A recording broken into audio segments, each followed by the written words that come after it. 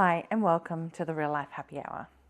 So, this week I want to start a bit of a series on some of the myths surrounding meditation that I often hear.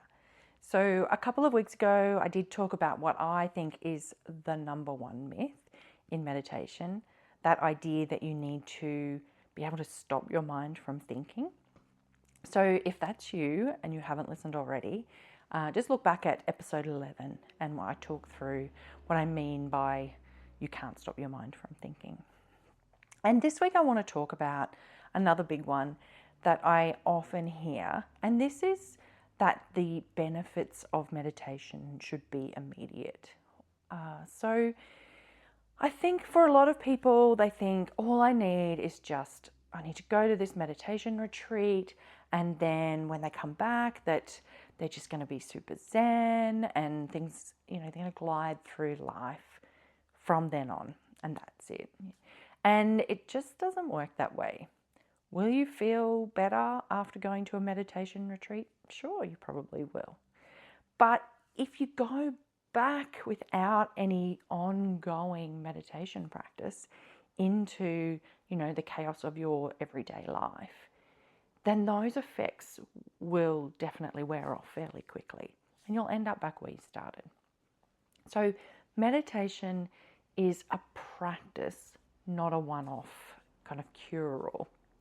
Now, there are some examples of people who have had kind of these bolt of lightning enlightenment experiences. If you're familiar with Eckhart Tolle, his story is this kind of thing. But from his description, it wasn't a particularly pleasant experience, and he ended up basically homeless on a bench for a couple of years until his brain caught up with the experience that he'd been through. So for most of us, meditation's benefits are cumulative, not immediate. And I think it's helpful for us if we know that that's what's happening. It's a lot like exercise. You wouldn't go and do one CrossFit class and then expect to look like Chris Hemsworth. It's not going to happen. What you do is you keep going back and you gradually build your strength and you gradually build your fitness. And then in the future, you look back and you see how far you've come.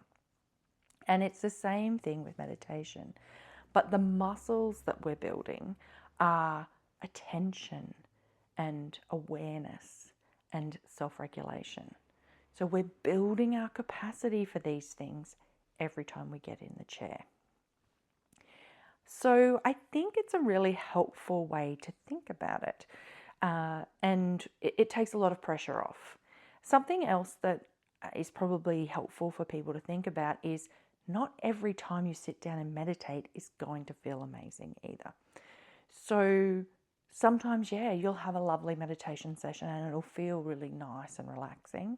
But if you've got a lot of stress or, a lot of emotions that you need to release, or, there's a lot going on, the meditation sessions themselves may not feel that great. But what you will notice is odds on afterwards, you feel better. And that's what we're aiming for with meditation. We don't meditate to get good at meditation. We meditate so we can get good at living our day-to-day life, just with a little bit more ease. And I think if we can take that pressure off meditation having to be like this immediate and very powerful kind of change, it just then helps us to get back into the habit. So just like exercise, you just need to get in the chair. So something to think about, and perhaps a little bit of a mindset shift. If we think about meditation like exercise, and we just need to keep doing it, and we'll see over time these gradual and small improvements in the rest of our lives. And so something that you can try for a practice this week is make a commitment. So have a time set aside every day, and it only needs to be 5 minutes. But just commit to closing the eyes and even just sitting there and following your breath. That's meditation. Or just sitting there and noticing whatever comes up. That's another practice you can do. But commit every day, 5 minutes or 10 minutes if you've got more time, to commit to the practice, and then see at the end of the week, how do things feel overall? And then check back in again. Can you then commit again for another week? Block it into your diary, make reminders on your phone, pick a time that suits, and just commit to the practice.